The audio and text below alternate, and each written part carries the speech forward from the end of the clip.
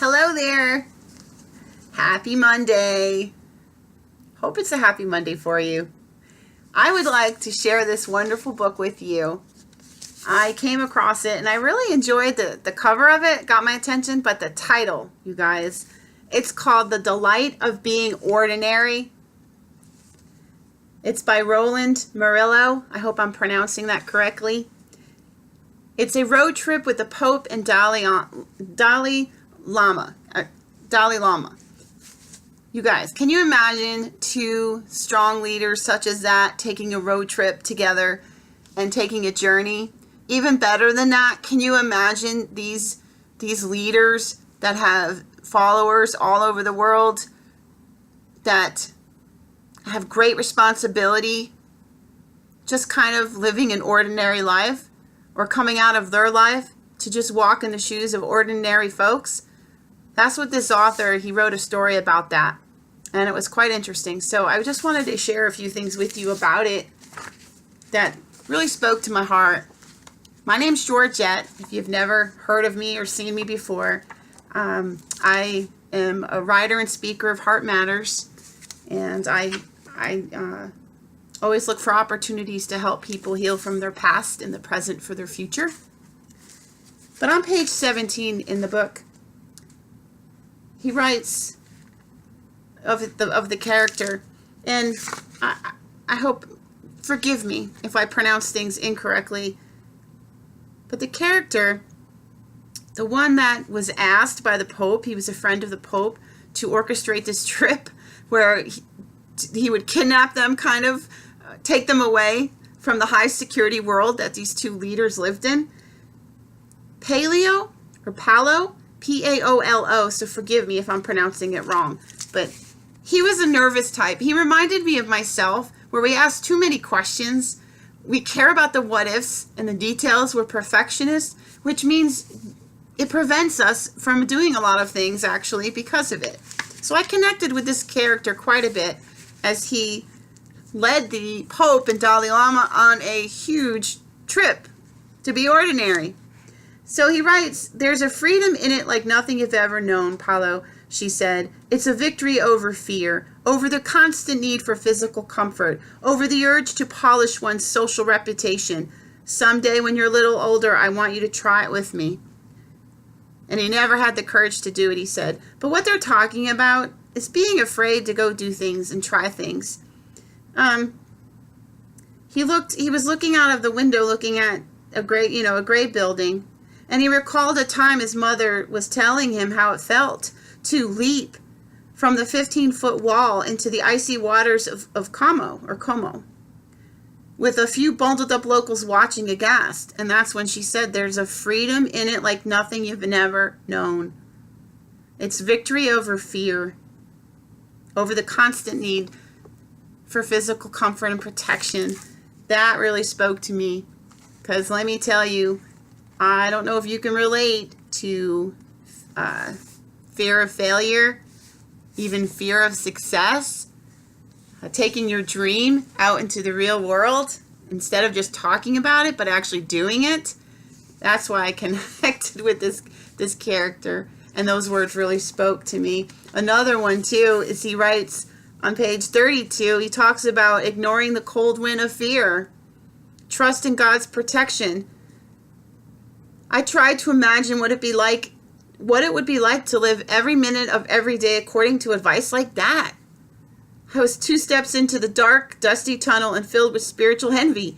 To be free of fear, to believe, to really believe that you were always watched over and protected by a kind and all-powerful spirit, that death opened a door onto something better. Trust in God's protection. Ignore the cold wind of fear. Interesting. So there's lots of little nuggets in this book. This is a different story than I'm used to reading. Lately I've been reading a lot of memoirs, and so I was really glad to come to this.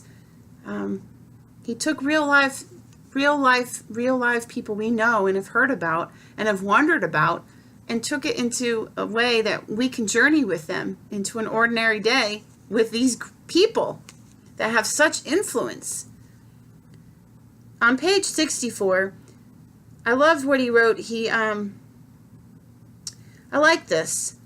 The Pope squeezes his shoulder. They were going to go break for lunch. And let me just say that I think all those things, the attendance at Mass, the Blessed Sacrament, fasting, don't exist for their own sake.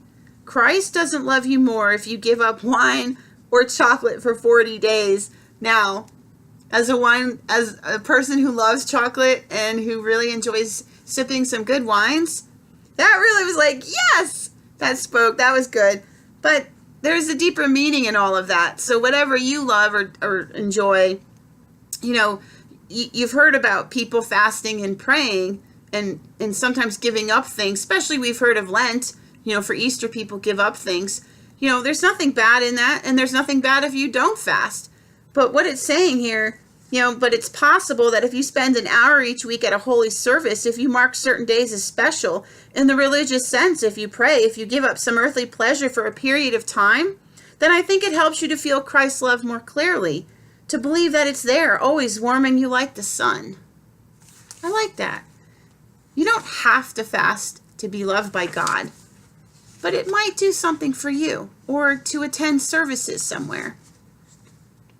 I also liked what came out on page 67. When you sit in meditation, after some time the mind become calm. When the mind become calm, you see clearly. When you see clearly, more easy to believe in something larger than you, more easy to love. Dalai Lama was asked, why do you meditate so long? Why do you do that? And teaching people how to sit, why? And that's what he said. Because when your mind calms, it calms your mind, and then you see things more clearly. So I was like, yeah, I get that. And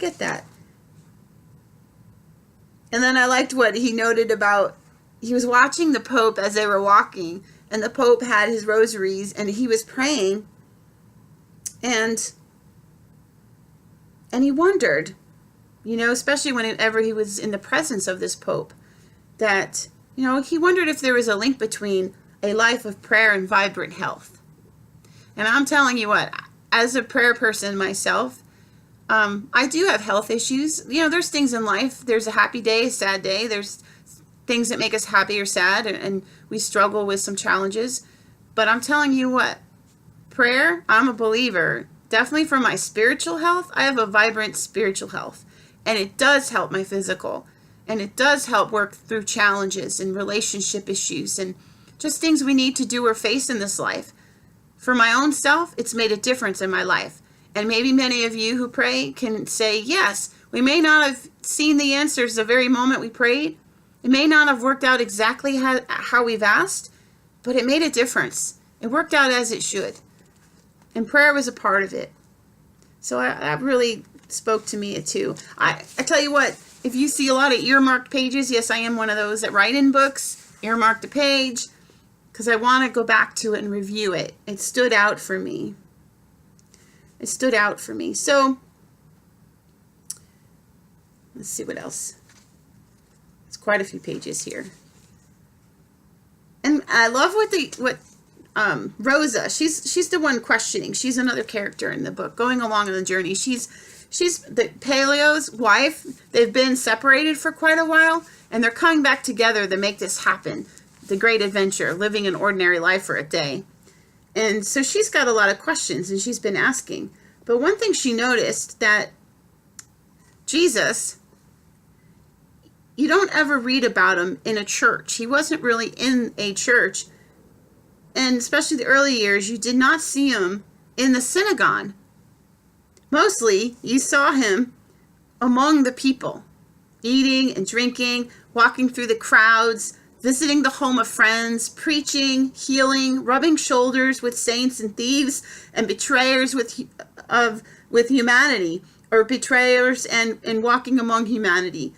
Churches are fine, of course, but we have to remember him, and it's helpful to have a certain organized way of worshiping, and that's what they're saying about church, that church helps us learn about Jesus and growing close and how to have that relationship with him, that there's a place for it. But Jesus himself was out among the people. That really reminded me, that's what we're all meant to be and do. You know, yes, we're to stay connected with fellow believers, but every day we're to walk out this love in person with those that are in our circle, our family, our friends, community. That's what it's about. And Jesus showed us. He walked it. I love that. I love that part. It really just jumped out. There's so many other parts. I don't want to give the whole book away, but check it out, you guys. This one was, you know, as a person that reads the Bible, that was another reason I was curious to see how the author would portray the Pope and Dalai Lama and Jesus. And Jesus wasn't there physically with them in this journey, just the other two, but you know, it talked about spiritual matters, and I was curious, and I wasn't disappointed. It was a beautiful story, and it had some real nuggets of life truth. So let's be still and know God, and may you have a blessed day. And it's okay to be ordinary, and there's extraordinary things that happen through ordinary folks such as you and I. So may you have an ordinary day, but be extraordinary in your ordinary day. Take care.